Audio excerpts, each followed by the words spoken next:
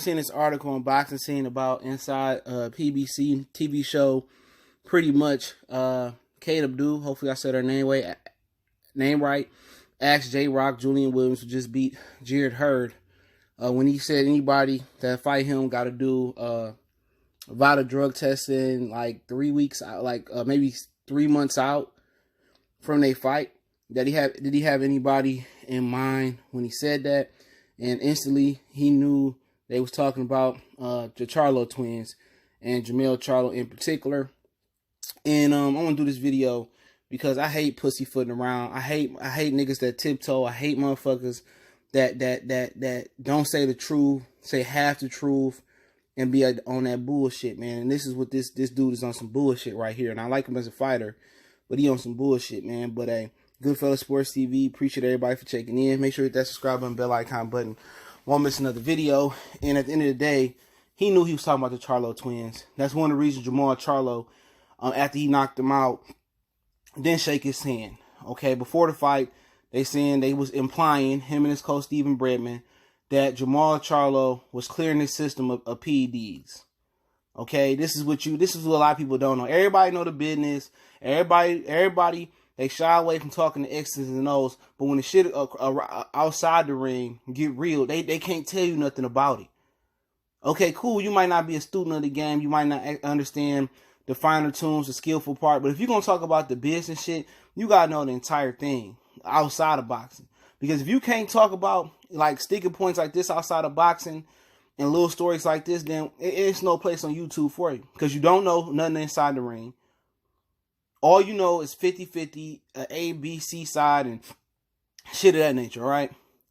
Now, for all these dudes need to peep game right here. I mean, this is how you do a thorough video on business side of the boxing or shit outside the ring. And I'm heated reading this. I'm not the biggest Jermell Charlo fan. I like Jermell, okay? Obvious reasons, y'all know I don't like Jermell Charlo. But that's no here nor there, right? I hate when people pussyfoot. I hate when people tiptoe the line. I hate when they bob and weave around questions. Look here, man. When he fought Jermell Charlo, right? His coach, Stephen Bredman, was implying and pretty much came out and said that Jermell Charlo was putting a fight off and pushing it back because he was flushing PEDS out of his system. He implied it several times on social media. Now, like I said, I don't have no problem with them guys. Don't want no problem with them guys. But I stick to the truth.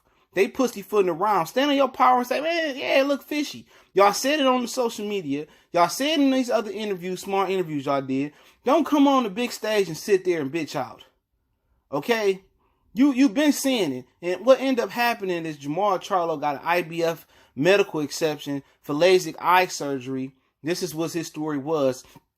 Because he was deemed legally blind. So that's why they fight got pushed back a bit. You know, J.Rock, leading up to that fight, it wasn't a major fight. Jermell Charlo hadn't fought a lot on TV because he wasn't with Golden Boy. Okay? And it was a shock to a lot of us that he got a title shot before his brother Jermell got one, because Jermell was the one fighting Demetrius Hopkins, Gabriel Rosado, Charles Muyaki, whatever that dude's name was. He was out there fighting guys like Vanes Martirosyan, and Jermell Charlo really wasn't fighting nobody, okay? Or he wasn't in the public eye like Jermell was. But at the end of the day, Jermell Charlo didn't want to take Rada, right? He fought, J.Rock still fought him. My whole thing is, if he didn't want to take a drug test, don't take the fight. Don't sit here, bitch, and cry and complain after the fight. Oh, you didn't want to take, you signed up for the fight. Okay, now they want to make excuses and shit. Now you want to shake his hand. He didn't want to shake your hand. You see, I'm on steroids, I'm scared. All this shit you talking, like you got personal. J.Rock started, and Stephen Bredman started the narrative that the Charlo twins was on PEDs. They started that. That's where it started from. Because Jermell Charlo didn't want to take vital drug testing. Whatever reason he did or didn't want to take it, he the champion. You still took the fight. You got your ass whooped. And then they bitching complaining after the fight. Yeah, he didn't take, he didn't take the random drug test. Well, don't take the fight then. I said it then. And I said it before. I got a video in the archives about it. Then he gets on Fox PBC and put his tail between his legs. Now, it was other ways to say it where you didn't have to get legal ramifications, but you basically went out there and said it so many times before the fight. If he was going to do something legal to sue you for defamation of character, he could have did it back then. leading up to that fight. After the fight, y'all said it so many ways. Y'all started that narrative. You get up there, you say, no, I don't think so. You said so. You said he was on shit. Your coach said he was on something. Then, if he wanted to take legal actions and have ramifications for this shit, Demetrius Andrade said it about the Charlo twins and Andrade. His Danny Jacobs' coach, Andre Rozier, and that team said it too. It took so many subliminal and secret shots at them, man. And Jermell Charlo's in the WBC 365 drug pressing program. So why is it even a question? Why is it even a question? Why did you even bring it up? Jermell Charlo's no longer there. He's in the WBC 365 drug testing at middleweight. If you want to move up and fight him, it be your own people that be starting this.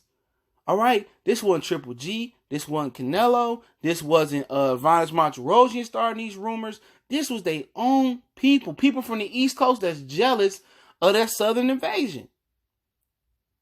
This be your own people. I was talking to somebody today, and they posted a question on one of my homeboys posted a question on social media, and it was, pretty much, black people are their worst enemies, and they killed more people than the KKK killed and stuff of that nature. I'm not getting to that on this channel, only on the Patreon. Check out the Patreon. And I was like, well, shit, that is. I mean, black people are their own worst enemy. Right here is friendly fire. Right here. I guarantee if Canelo Alvarez told J.Rock, let's fight in 8 weeks. It wasn't no 3-month drug testing. J.Rock could take the fight. I guarantee you. He won't come out and say shit about Canelo juicing his past. They'd be happy to get that $15 million payday. Happy. Oh, absolutely not. They not on nothing. But you said it, bro. You said Jamal was on something. Then you go out there and say anybody else that want to fight us, if Kate Abdul can put the dots together, you was talking about Jermell Charlo. That's some coward shit right there, bro. That's some coward shit. When you get pushed and then you want to beat around the bush. Now, if the nigga pop hot, guess who be the first motherfucker to say something? Him and his coach Stephen Bredman. They'd be the first one to say something. They the first dudes woofing. I told y'all. We said, I thought you said you didn't think he was on nothing. Now, I'm not defending the Charlos that they on or not on nothing because I don't know. But one thing I do know for sure is they both in the WBC 365 drug testing program. All right? If that's y'all excuse for Canelo, and that's y'all excuse for Golovkin for years and other fighters that was clean, and then you was the same dude saying that Errol Spence ain't part of the VADA 365 program, then how can you have it both ways? How can the Charlo twins be on something in the 365 program? They missed a drug test. They went to California. Okay, it is what it is. Joseph Parker missed a drug test. Tony Yoka missed several drug tests, and nobody on his head. Nobody on Joseph Parker's head. All right? Nobody really was on Big Baby Miller's head, and he wasn't even in the VADA 365. So they on the Charlo head, and they in the 365, supposed to be the greatest drug program in the world, which it ain't. It got more bullet holes in it, than RoboCop. Okay? Like I said before, man, I'm telling you, this raccoonish behavior in boxing, in the world, it ain't gonna stop, bro. I don't have no faith, not only in humanity, I don't have no faith in my people, bro. Because we always the same people that set traps, that deviate our own people from the path. Danny Jacobs, talk about Charlo, his team talking about Charlo on steroids. They ran to go fight Canelo. Didn't say nothing about Canelo juicing leading up to the fight during the press conference. Had everything to say about Charlo on wax on the press conference in front of everybody. If the Charlos were smart, I'll sue the fuck out of them. Danny Jacobs, Andre Rozier, and Julian Williams for prior comments. But that was cowardly. They put you on the spot on TV and you put your tail between your legs and everybody on the set knew. Anybody reading that article that knew how far this go back, he knew what he was saying. Stand on your power, stand on your word, be a real one. Don't shit come to a fickle dude, a fake dude, but L's. All right, but it is what it is. Goodfellas Sports TV.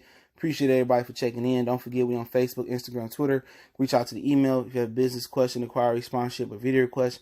Share the videos. Appreciate the love and support from everybody out there, man. And don't forget, you want to make a donation, that link's description. Check out the Patreon. That link's there as well, too. Intro, instrumental. That link as well is there as well. One time for the one time. Goodfellas Sports TV. We gone.